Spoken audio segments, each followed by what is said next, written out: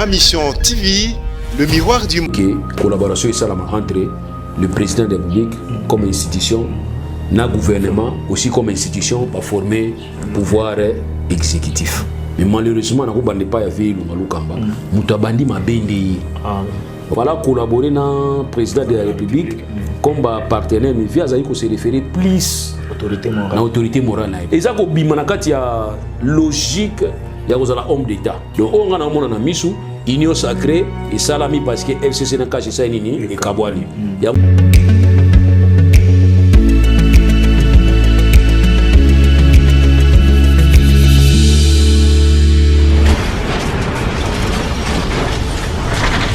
Ma Mission TV, le miroir du monde.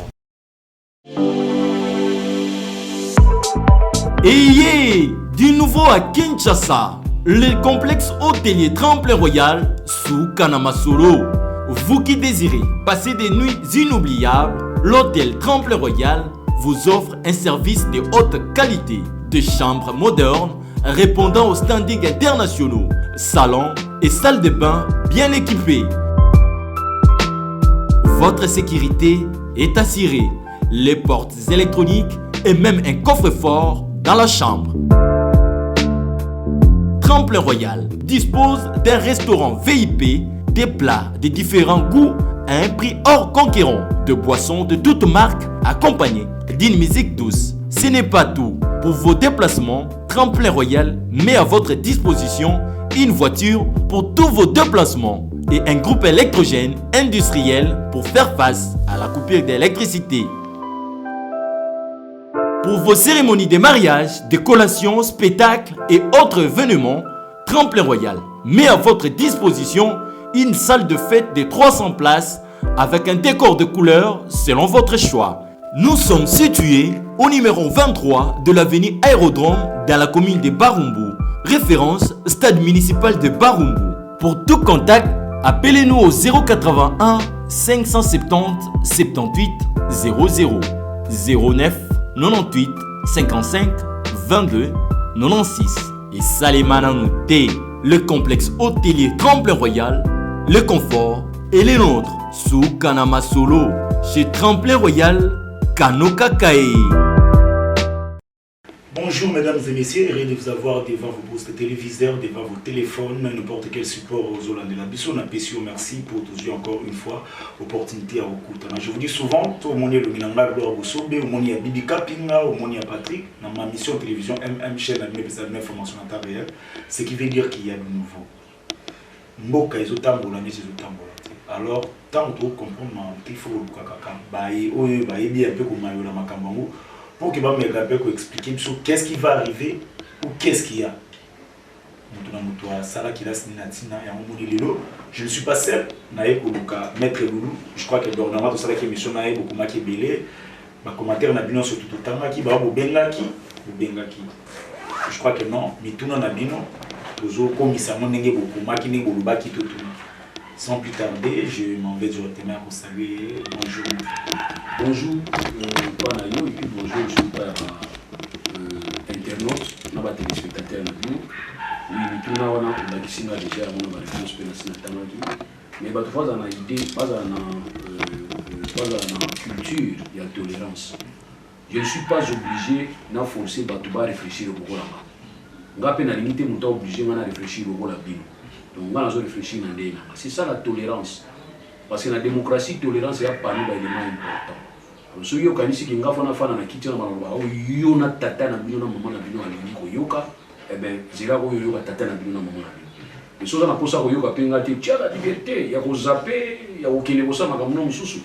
Mais o ezali maramu te que soyo mutapesi ya vie na ye. Toi tu viens au kota na katika to na ba bêtise. Eza maramu te. Mais otolini naza ko accepter que mutaoza ba pe ko contredire nga. Na kata démocratie to ba ndeko. Yozo kanisa mwana o kanisa. Yozo kanisa mwana o kanisa. Parce que ceux qui IDPS, Nati Sekedi, président Nabiso Alelo, contredisant qui régime à Kabila, il est le régime à Kabila. Donc, tant qu'on va téléménager qui régime à Kabila, téléménager on va régime sur la constitution qui régime à Kabila, qui régime à Malaboté. Tu vas appuyer à Libango, tu vas dire oui, c'est à Malaboté. Alors, il y a un moment régime à Kabila. Troisième mandat, pour Assa la voter, ils ont qui cadeau. c'est sur une pression. Alors, pour permettre les bisous tous à la paix, la liberté, wana et tout. Na qui va déclaration va passer na kati ba kananga ya kokanga. So kanga après au bominga, le moment de ba boma qui le monde ici là qui non. Non, ma conscience au quotidien na kati. On a dit que mboka na biso tu as l'obligation de partager ba opinion. C'est ça. Lima ya muninga. So moni qui ya muninga ya malamu ndimi. So moni qui ya malamu te alors cessez de nous embrouiller na ba message de l'otindaka wana. Ou bien croire. C'est ça le problème. Le numéro est là et celui qui n'a 76. Mais moi, il y a qui a un numéro. Le numéro n'a pas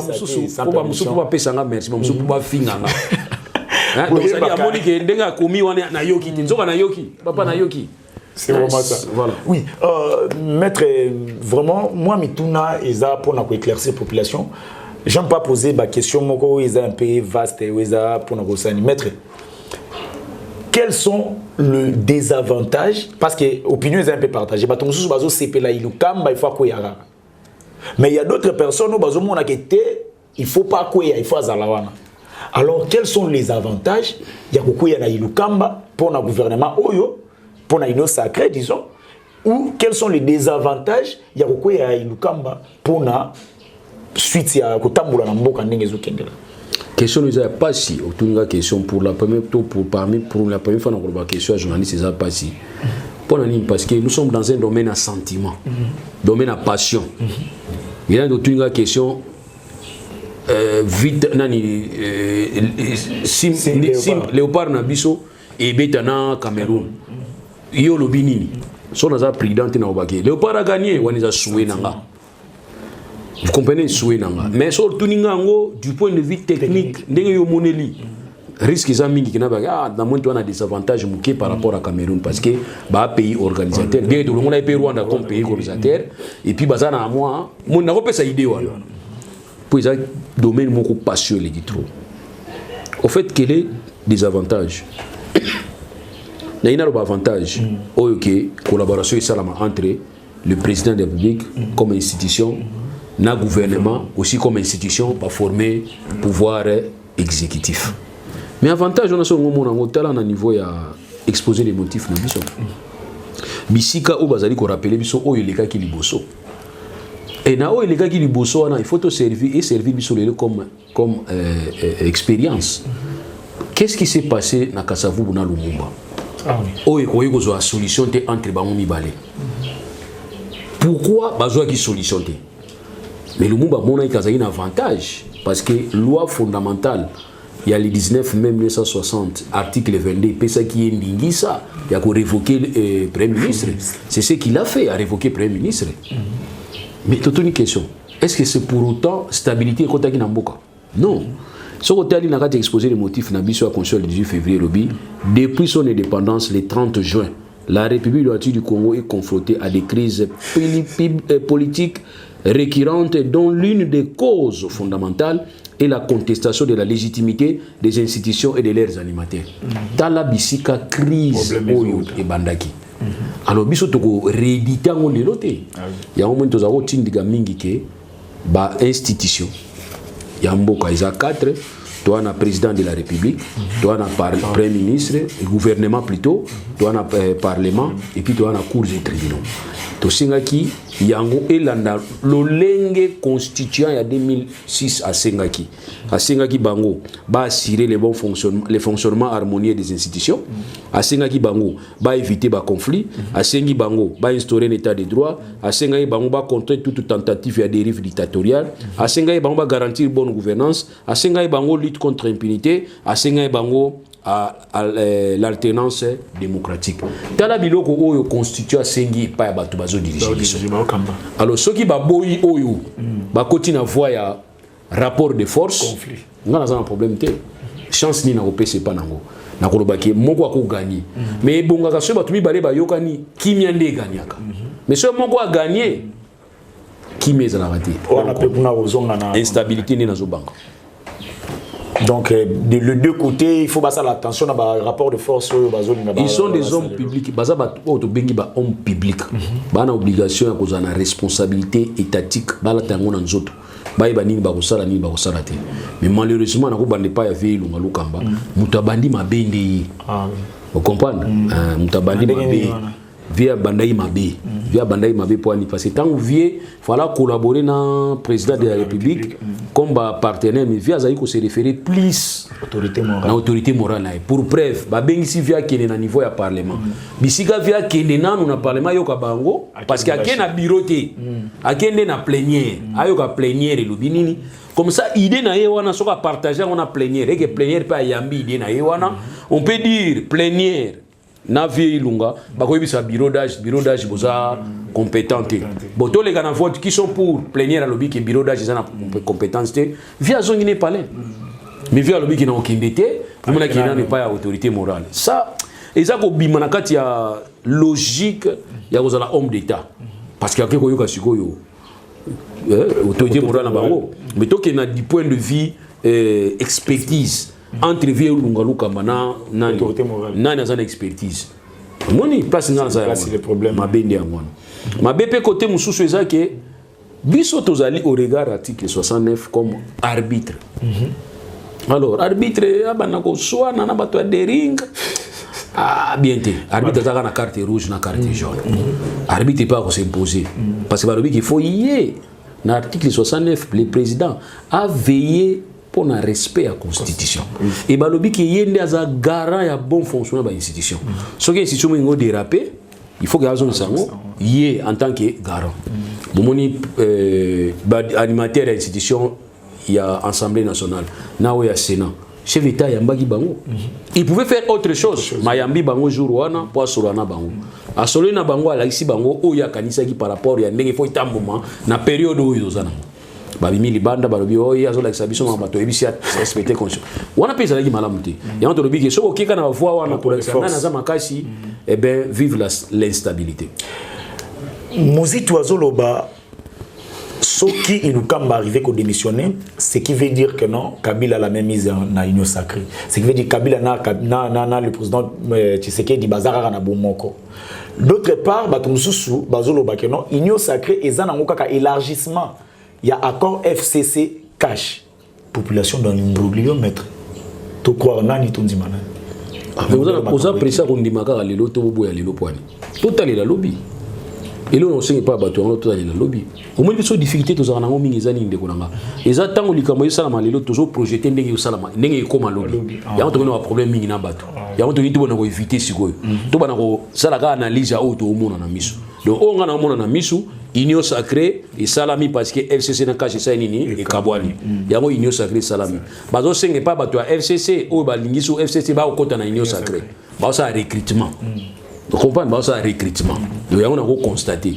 Et na recrutement ba ça la wana ba ke ti na niveau institution, na niveau parlement, na niveau chambre. Ba ça la o bazo ça la wana pour ba basculer majorité. Je constate seulement. Mais maintenant par rapport à ngo ego ya ndenge nini lobby. Na bi na yebité mais total mais ngai na moni déjà que na voix auto okende.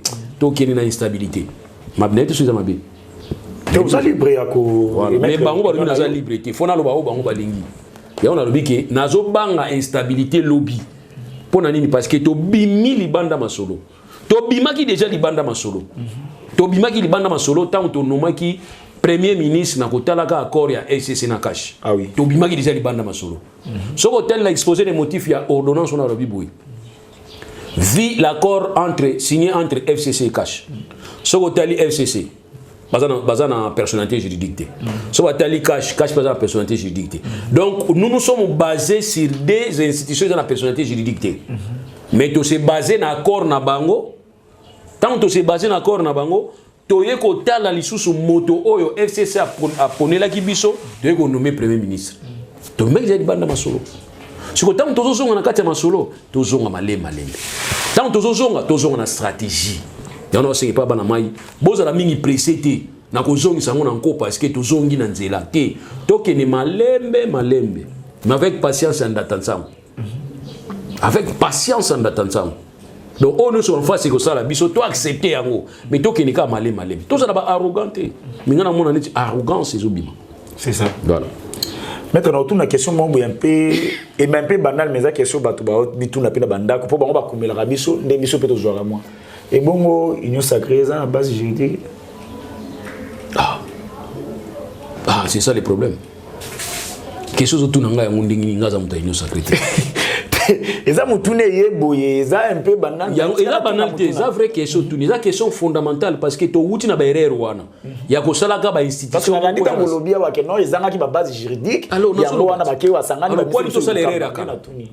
Toutes les formules anciennes où il y a maintenant une fausse réponse, une mauvaise solution, si vous reprenez la même formule, vous aurez toujours la même fausse réponse.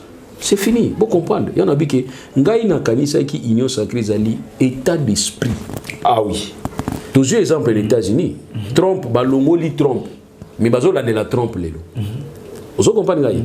Et Trump a compté dans le Sénat. Tant qu'on a lancé dans le Sénat que bon certifié par résultat à Joe Biden. Mais Sénat lobby Trump aussi. Aux autres là on est allé bon. Mais les sénateurs, on est des sénateurs. Les sénateurs républicains, parti mon a Trump. Bah si Trump au cause aux bon. Pourquoi ni biso na Congo to sala monter? Est-ce que bango sala qui union sacrée? Yo qui ba sénateur, na ba sénateur républicain, na ba sénateur démocrate, ba sala qui union sacrée. Boyo ga yango. Ba sala yango ta, ils ont seulement défendu le valeur. Batali valeur au Trump, anti-valeur à Trump. Bataille na valeur États-Unis que non, on ne peut pas compromettre la vieille démocratie. Trump yo longwa kende. Bazali ko landele d'ailleurs na Sénat pour nani. Pour comme inéligible lobby.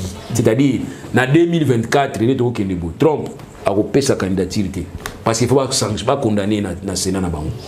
Vous comprenez? Donc basali union sacrée. Basangani na ba valeur. Ya on a bagi que il a fallu to que nous sangana na ba valeur. Pour na sangana na ba valeur, ils a qui des institutions to viser. Il fallait viser le gouvernement, il fallait viser l'Assemblée nationale. Quand on vise le gouvernement, ça aurait été facile pour nous de travailler 65% à FCC. Pour nous le gouvernement, de travailler dans le Kati. Et tant que nous travaillons, nous avons ici le conseil des ministres. Nous avons bloqué le Kati. Parce que 35%, il y a des députés à cash. Il y a 35, il y a 100. Oui. Parce que plutôt des députés, ministre. Il y a FCC, il va rejoindre, il continuer à viser chef de l'État, il y a gouvernement. Parce que quand on voit, Steve Mbika, il y a quoi il pète. Donc c'est que nous sommes tirés par quoi on a pété. Pour les Congolais, les ministres, les gens nommés ministres, les là boulot dans bango. Parce que preuve est année. Nous sommes adhérés à niveau union sacrée, mais démissionner. Mais or normalement ministre au hasard na politique à malamu na FCC na FCC au Tchaki na premier ministre au hasard chef na yi moins de choses à ça qui ont déposé mais mon quoi ça la monter bango to bazaka wana ba katisi ba fana ba otala ba okengi la so mon situation sont normale oui je suis excellence mais non il faut prendre des dispositions et assume-toi que non comme chef de l'État retiré confiance na accord à FCC na cash et que chef d'État zali ko luka uto abangula na niveau ya Assemblée nationale ngai ministre kingani na déposer démission nga motif na yo démission parce que le premier ministre azoka na suna chef de l'État te ngai na landi nga visa chef de l'État na démissionner nga oyo ki en bino na presse oyo ki en nani to moni place to je la va monsieur ya lobby mais on a trop tard parce qu'à ce moment-là il nous a luka longwa déjà na yo pourquoi. Or, pour moi, tous les ministres vont s'accrocher. Non, on va déposer la démission dans le c'est que. De facto, besoin défendre quand il y a c'est besoin défendre. Imaginez que tous les ministres, vice-ministres, ministres d'État, ministres vont démissionner dans l'union en bloc. Il y a faire on a besoin de réfléchir. Mais tant que nous devons réfléchir côté nous avons même le frère. Se permettait qu'il va pointer Bissot parce que nous réfléchissons comme toujours réfléchir librement. Maître, session extraordinaire, il y a un yo, tous les 27, ils aussi là d'ici PAO. Mais au PND là qui organise des bâtiments na pona yango. Organisation élection ya bureau jusqu'à présent. Na me salamité. Tosenga sur 12 millions pour la session extraordinaire mususu. Ce qui ngana zaki na manette, to so ngana zaki na mot à dire. Ou bien tigana lo baka mot ngo pour pas yoka. Session extraordinaire oyo. Nde bureau d'âge et c'est ça qui na cours constitutionnalité. De c'est ça qui na honte.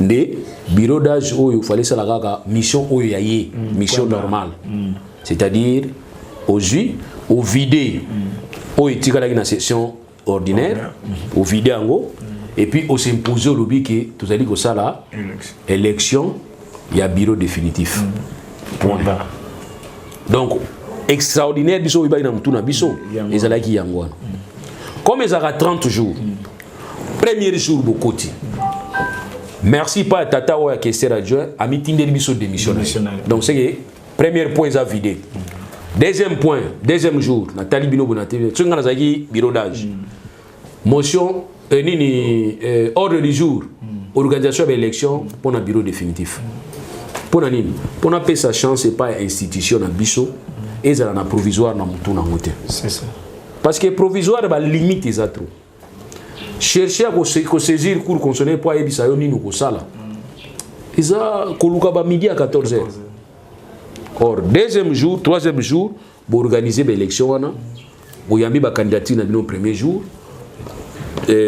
troisième jour pour organiser l'élection tout ça la système tout ça là qui pour na vie Tshisekedi d'Étienne tant to pona qui est premier ministre na conférence nationale souveraine et banda qui ba 14h de soirée ba 2h ba 3h du matin tout ça li pending wana forcing to installer bureau définitif si on a un bureau définitif comme premier point aussi là deuxième point ici c'est à l'issue de ça on va déposer motion bon ça va et si l'inango parce que bah que ceux qui ordre du jour est épuisé beaucoup quand on a binopé parce qu'ils sont extraordinaires pour répondre à une réalité si l'inango ici bozeli mars le 15 mars ça va faire une session ordinaire bien qu'on déposer bino motion point ni tous apprécier ga vieux akende mais il faut mais point tous apprécier le cosco zoban sande musu maître za que non FCC bandi wana balobaki que non beaucoup za la surprise vous meki ko organiser l'élection que ba ba il y a eu chantage bande ko il y a eu chantage on comprend ce que bino banga ba chantage ba maître chanteur il y a eu chantage il fallait pas qu'il ndeka na une élection dynamisme c'est ça la mangi déjà ce qu'on peut misango ils ont pu ça ba tout taba réfléchir or dynamisme wana au moins dynamisme wana mabunda ko kweli fa kumana ndenge yaki faut continuer mabunda bureau mabunda kweli bosengi nini session extraordinaire pour obtenir session extraordinaire pour fongoli session extraordinaire papa oya kester wana faciliter biso tâche à démissionner bino bolobi non allez to kento installer nini to na besoin de saisir courte yo les satango to kemba la moko ko installer bureau définitif tant to installer bureau définitif kaka na kata ko installer on a to profiter ba moko bureau zo motion ce que to nito yoka PPD ngolo bani que non bureau définitif to installer on ga sikoyo eza na droite alors bani wana non nous devons pas donner les béquilles na batuya FCC jusqu'à présent ba tchaka mbutu bozo pesa bango béquilles or na ko pesa ka bango béquilles wana ils vont s'organiser à une force interne parce que l'idée sous il y a kango eza na kati nyama eza na kati comme baza na kati kuna ils vont commencer maintenant à bloquer premier blocage ba osala ezali bino bozo mona blocage biso mona blocage wana premier blocage ezali mais premier blocage est simple en dehors il y a premier ministre qui bureau wana d'âge il faut connaître kana été il faut pesa sortir na comme motion wana eza beki oyo ba benga ngo ba dilatoire mais biso pesa qui conseil kende parce que muto abengi sio eza bureau d'âge plénière vous comprenez parce que motion wana ya censure ezalinde ba adopter yango na kati ya plénière à remplir ba condition na ndenga remplir ba condition na ye batu bazali a PC à déposer aux en obligation que nous répondre ya on appelle ça qui exemple ya tribunal tant au tribunal moko invité yo kende na signation atako yebi tribunal wana azana compétence te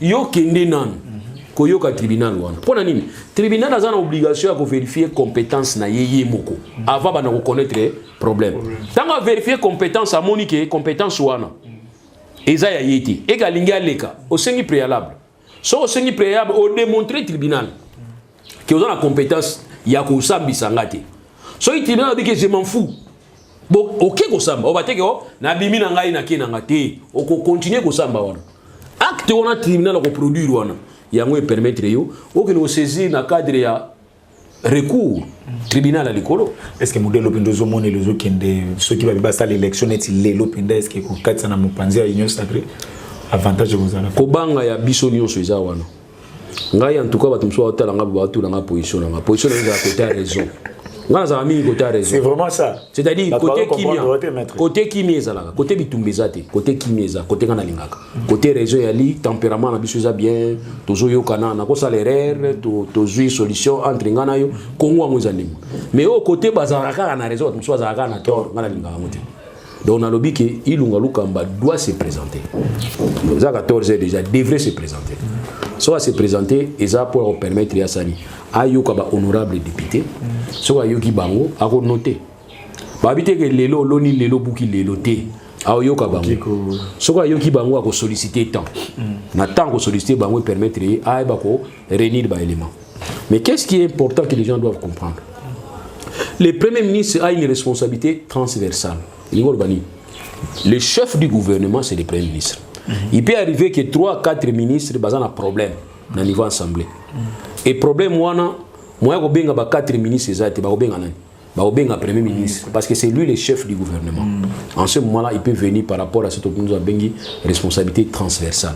Aïe, à répondre au problème du ministère intérieur, à répondre au problème du ministère de la Finance, à répondre au problème du ministère de la Défense, à répondre à la préoccupation de l'Union parce que c'est lui le chef du gouvernement. Mais à condition de tirer ça. Si vous bino, vous n'avez pas le conseil des ministres, vous n'avez pas le or, dans le conseil des ministres, vous permettre à le ministre de la Défense. Parce que les gens sont bien mis à l'Est. Insécurité dans l'Est, les gens sont bien dans l'Est, le ministre de la Défense au Lubini. Na place, tu bien le ministre de la Défense, tu bien le Premier ministre. Réponse au Premier ministre, ils ont réponse au ministre de la Défense. Alors, ceux qui ont cas ébélé, on ne peut pas commencer à faire défiler tous les membres du gouvernement à l'Assemblée. Mais il y a un problème, il y a transversalité et pas le chef du gouvernement, pas qu'il y a responsabilité dans l'Assemblée. Voilà ce qui devait se passer. Mais le problème, les amis, c'est l'article 165. Article 165, on attend qu'il y a article 165, alinéa 4, 4e alinéa, 1, 2, 3, 4. 4e alinéa. Comment on a constitué une mission mystique? Attaquer à tirer protection. Attaquer à tirer protection. Il y a outrage au Parlement lorsque sur des questions posées par l'une ou l'autre chambre du Parlement sur l'activité gouvernementale. Nous avons insisté. Na kati ya motion wana ya sensible balobi ke batu nzala économie sécurité dans l'intérieur extérieur défense yango non. Donc ils ont un acte au premier ministre salaki personnellement yemoko pour engager responsabilité personnelle na ye. Parce que le premier ministre devant l'Assemblée a deux personnalités et deux responsabilités. Responsabilité politique et responsabilité pénale.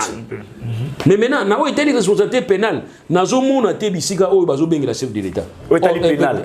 Nazo mona te. O tali responsabilité. Vraiment malem me mettre pour peuple ba Hollande biso ba comprendre. Azana deux responsabilités. Pénal na politique. Mais plus on va bengi za politique. Bazo benga epona responsabilité politique mais pas pénale. Et puis la responsabilité politique ba binini sur l'activité gouvernementale. Donc na o tali ma misala ya gouvernement. Vous comprenez? Et balobi que le Premier ministre s'il ne fournit pas aucune réponse dans un délai de 30 jours. Donc pour dire que la loi n'a pas besoin procédurale. Il a un délai de 30 jours. Mais à condition qu'il se présente, pour qu'il demande na bango, c'est ça le respect. Naeko se pointer, pour que demande na binozani. Oh non, défense, FDLR, oh non, insécurité, kuluna, oh nzala, batuazo kufa nzala, santé za malamute. Je ne suis pas le ministre de la Santé parce que loi OEALI portant organisation et fonctionnement du gouvernement, modalité de collaboration entre le président de la République et le gouvernement ainsi qu'entre les membres du gouvernement, ils sont clairs. Chaque ministre est responsable dans le secteur. Pour ce secteur, il y a la défense. Il y a le premier ministre, le ministre de la Défense. Il y a le ministre de la Défense, il y a responsable du Parlement. Mais comme il y a un ministre, il y a un élément. Il y a un élément qui permet de répondre. Mais il y a 30 jours. Donc, quand on a payé l'Unkamba, quand même, il y a un constitution qui battu la épée quelque part. Constitution n'a pas mystique, il y a au PSU, au Zui, au PSU. Mais ça, c'est tout lié à mon côté, il faut dire mon ça, on dirait, il y a ça, constitution n'a pas ça, c'est ça la justice. Il y a un côté où on doit tuer. So, il y a un côté, bah, lobby qui est, bah, pour la activité gouvernementale, ce qu'on va fournir, ce qu'on va fournir, bah, élément 30 jours et l'équipe. On a bien ce qu'on a outragé par Parlement. Donc, nous avons outragé par Parlement, mais ce n'est pas OK. Place nga na mona mabende pa yulunga yango il faut normalement kende OK yo telemi pa ya Viemboso kasi ba age moko na yote c'est ça vous banga ambiro ngo pona nini isa ba age moko na yo kende telema yebisa que oui monsieur le président AI ne dinga na mo insister oui monsieur le président d'âge na bon insister wana oui insister wana oui monsieur le président d'âge. Voilà, c'est incompétence. Non, c'est incompétence. Là, il y hier, ça n'a ah, osons rappeler. Non, rappeler. Oui, monsieur le président d'âge. Na yoki yo yango na ye, mais na yoki ba député. Au cas où que non, ah ouais, ça va makambo président. Non, d'âge. D'âge, so d'âge. Tant que le président de la République en cas de vacances, mutako va signer. Boyebi za rata mo mutako signer. Au cas où. Boyebi za rata mo. Pas peut-être ba sala attention à l'eau. Te za rata mo. Si vous imaginez que mon mandat a déjà un intérim, il lingi tout tiképe. Donc, président d'âge, président intérim, président intérimaire, si tu es président définitif, on te dit que président, point. Mais quand tu es président d'âge, président définitif, on va te le signifier que oui, monsieur le président d'âge. Nayoki Bamana Maï Balobi, merci mes chers honorables députés, Nayoki Binome, Bopé Sangatan, Nayoki Nosenge pas papa Mokonzi. A convoqué le conseil des ministres pour permettre à ministre d'examiner les éléments de bino, tout sangisa, pour nous faire bino. Bon, on a un budget. Si on a un budget, il correctif et il faut ça la bouille. Zoa qui nous corrige après. Parce que le droit de la défense est le bini. Bon, pour besoin qu'ils aient. Bino parce que besoin funda ilunga lukamba boyo kana na ete ngai nazotala ilunga lukamba te muta FCC etalinga te ngana otala principe à droit mutu nyonso il faut azala na droit ya se défendre tango bo fundi il faut ayoka bino et puis bo pesa etan se préparer binde ke yepe azo ka ko zamboka te mabena ekasi yango na mabena yango na bato nsuku ba seba lobaki yo ndozo éclaircer bato nsuku ba lobaki ke non ndenge za so ya sali bwete kuna ikopesa bwe tango pesa bakanga ye bala mo akina mabena ye mayangwana mabena mabena yende yangona vie mabena yonde yangona ozali kana sûr et certain que FCC mute ko protéger yo nzoka FCC ko protéger yo na ndeko mo engage ta responsabilité pénale et cette responsabilité personnelle ne tous vous comprendre cause la premier ministre ça pengambo parce que tu as une responsabilité pénale oyo que ko peser pa na yo alors comprendre on réfléchit à la politique réfléchir aussi juridique au tel obité botika na se présenter na kutana na bango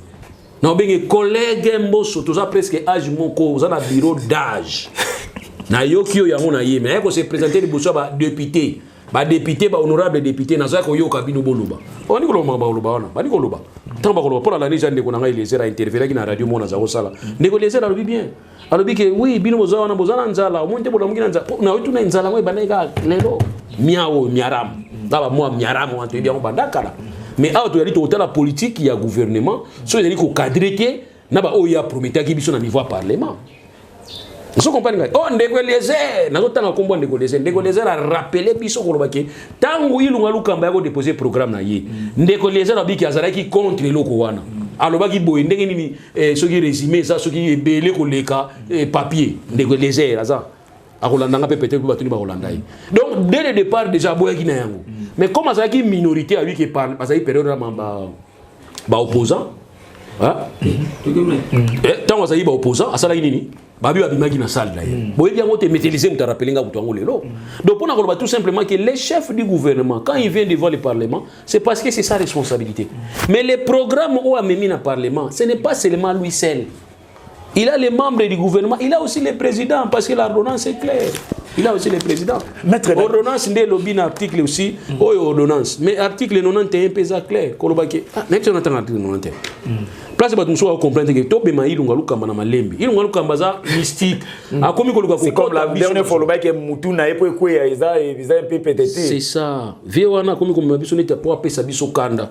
moni vient d'azo mabiso na azo mabiso na kanda to silika mais tout ça na kanda te donc ils allons malé to kelika malé parce que le gouvernement définit en concertation avec le président de la République la politique de la nation et en assume la responsabilité.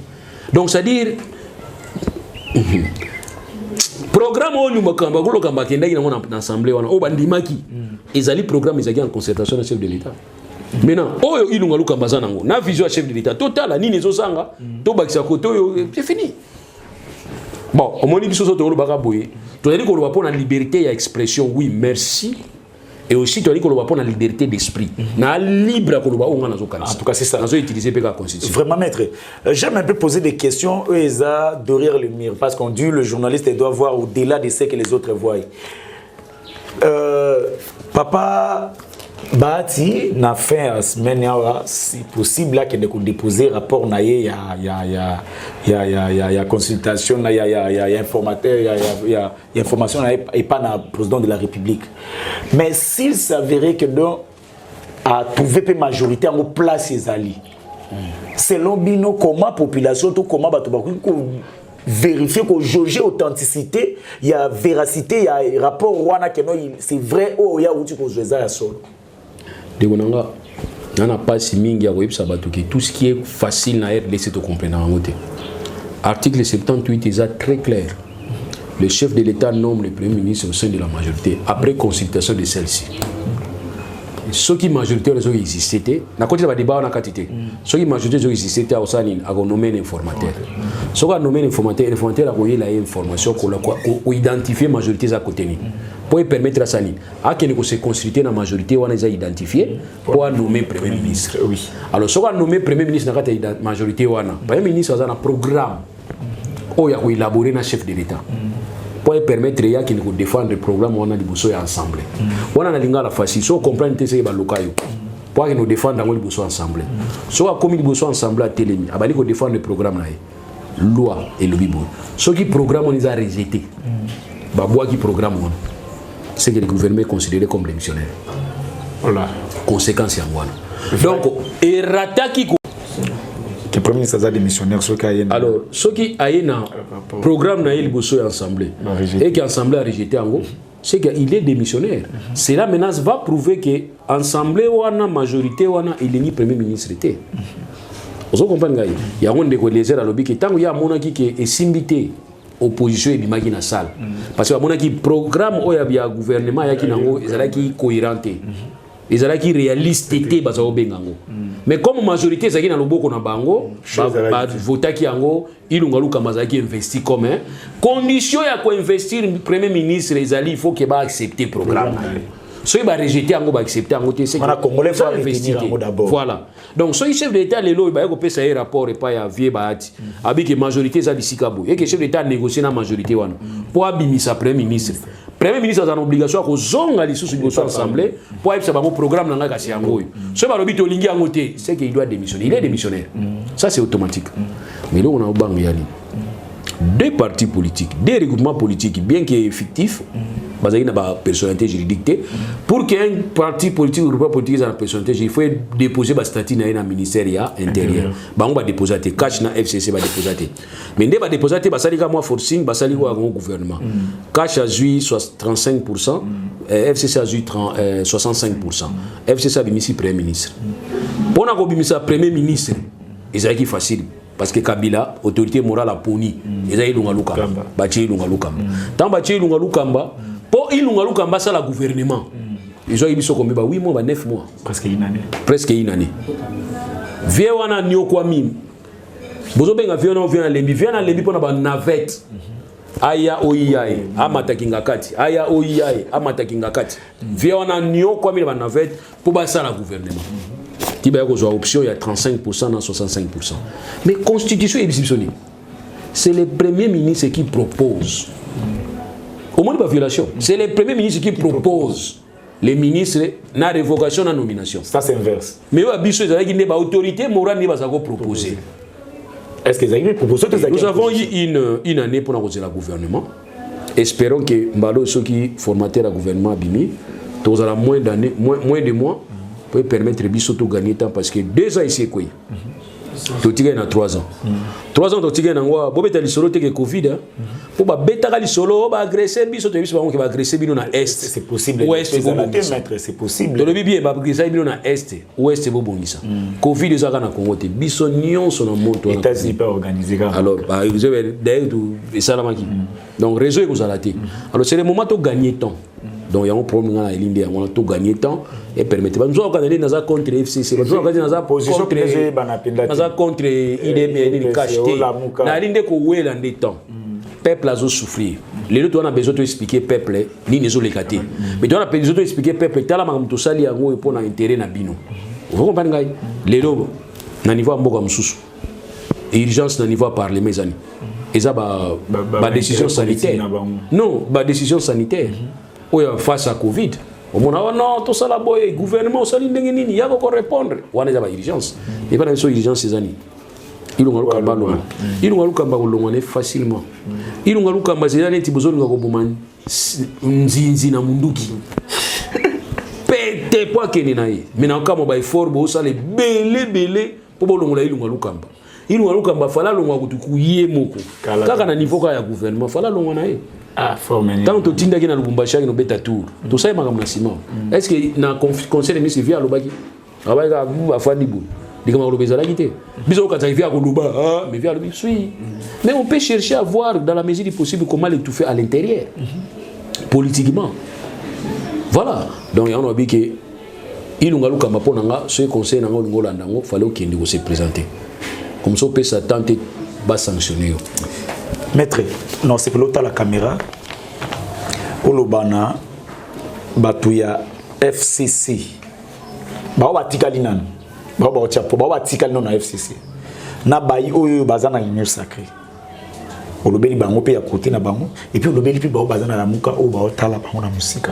Alors, Monique, yo comprend le rôle là. Donc, on a mutu. C'est ça.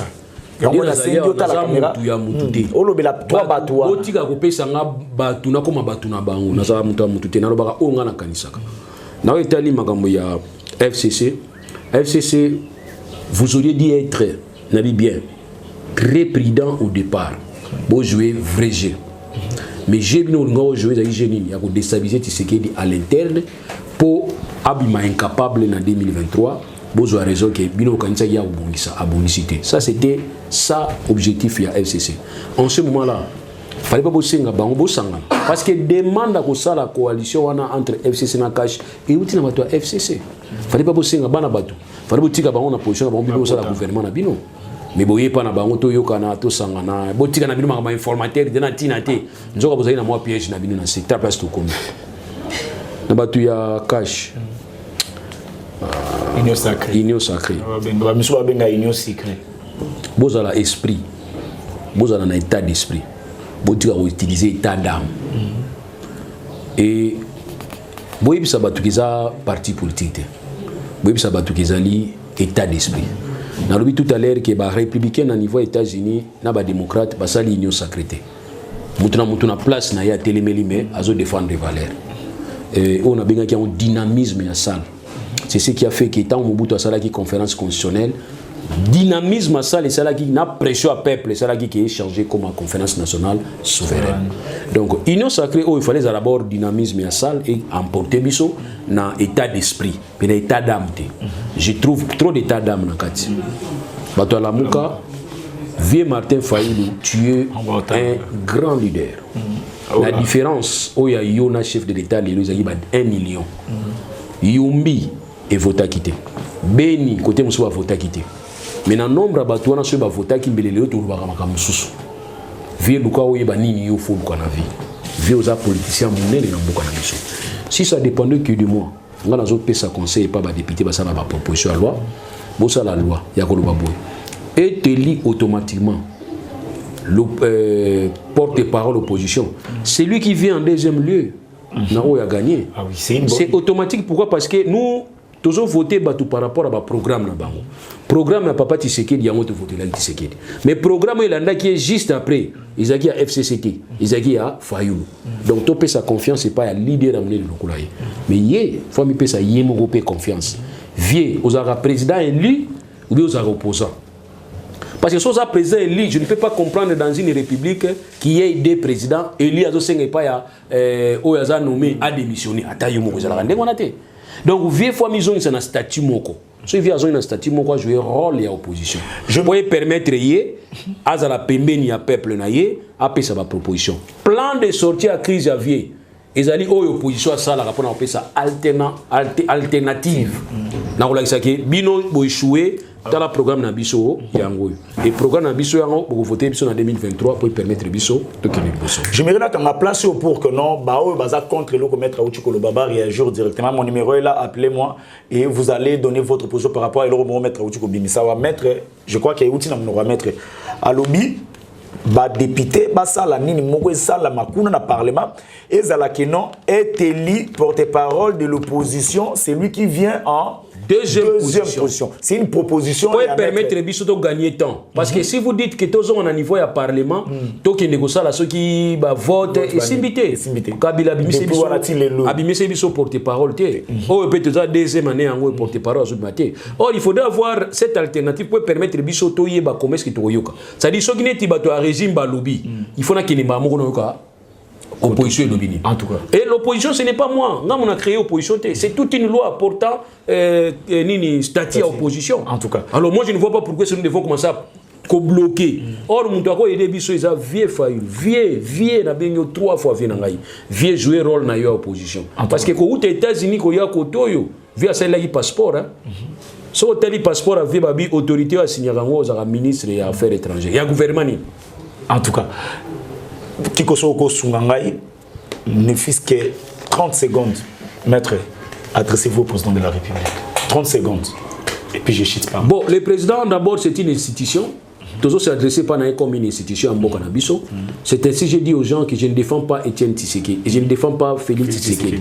Je défends l'institution, président de la République, qui est incarné par le président de la République au regard d'article 69. Il est une institution.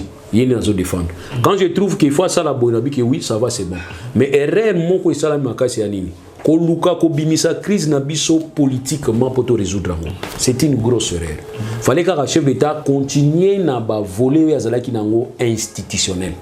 C'est ce qui a fait que vous sentir que mabunda kwe. Si vous voyez ça la PB élection à niveau ya Sénat, tambo mo pas ko kwe. En tout cas. Là, c'est parce que ce sont les animateurs de l'institution qui ont un rôle. Quand le chef d'État vous reçoit, vous recevez comme animateur de l'institution. Alors, on a qu'à exposer le motif à l'objet que crise, contestation, il y a une institution, il y a un animateur. Alors, quand aujourd'hui tu es un animateur de l'institution, il faut avoir des règles, décence, droit de réserve, droit de réserve, c'est comme ça. Mais Bayambi n'est pas chef de l'État, Boubimi, il bande comme autre, il y a à respecter la constitution. Au besoin de savoir, moi, on a bino ou bien au besoin de savoir dans une institution. Alors, il y a un pas chef d'État qui dit que voit où il y a une résolution à problème politiquement, vraiment. Et ça, il y a même diapason dans les acteurs politiques. Or, il y a des acteurs politiques. Le chef d'État n'est pas un acteur politique.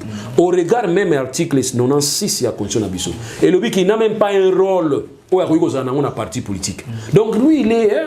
Vous comprenez, au-dessus de la mêlée. Alors, tant qu'il y a ici résolution à problème politiquement, place dans mon idée bien, ils ont dépend place dans mon en tout cas, merci beaucoup, maître. Je crois que la question n'a pas été ça sur Kanda, mais il y a quand même au Bundi pour répondre à toutes les questions. Merci beaucoup. Merci. Pour aujourd'hui, on se limite là. Et monsieur Sili, tu as Kiko, tu as prochainement. Mon numéro est là. Appelez, réagissez. Oh, na bossé le remettre à Tseg. Appelez ce numéro. Ne t'engage mais tu l'as reçu. Mais de toutes les façons, tu as comme ça message. Bah, comment tu commis ça qui? Ceux qui ont commis, tu as lobby, tu as commis ça. Tu as prochainement. Bah oui, bah finga, bah ko yipe ko finga na bango. Au commis ça. Exact problème. T'engage na message na. Ah donc nyo se ko marabe, nyo so. T'as la net chef d'État nyo ko maka. Akiparate, moi akiparate. Biso doit limiter mana bango. Au lobby au malamu pour nga merci. Au fininga merci. Ils dépendent de l'éducation. En tout cas, merci beaucoup. Pour aujourd'hui, on se limite là. Et du nouveau à Kinshasa, le complexe hôtelier Tremplin Royal sous Kanamasoro. Vous qui désirez passer des nuits inoubliables, l'hôtel Tremplin Royal vous offre un service de haute qualité, de chambres modernes répondant aux standards internationaux, salons et salles de bain bien équipées. Votre sécurité est assurée les portes électroniques et même un coffre-fort dans la chambre.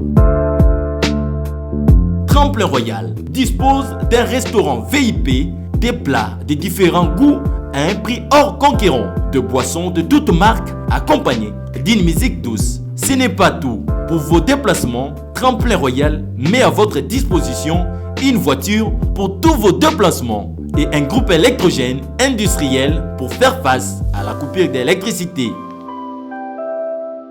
Pour vos cérémonies de mariage, de collations, spectacles et autres événements, Tremplin Royal met à votre disposition une salle de fête de 300 places avec un décor de couleurs selon votre choix. Nous sommes situés au numéro 23 de l'avenue Aérodrome dans la commune de Barumbu. Référence stade municipal de Barumbu. Pour tout contact, appelez-nous au 081 570 78 00 09 98 55 22 96. Et Salimana Nouté, le complexe hôtelier Tremplin Royal, le confort et les nôtres sous Kanama Solo chez Tremplin Royal Kanoka Kae.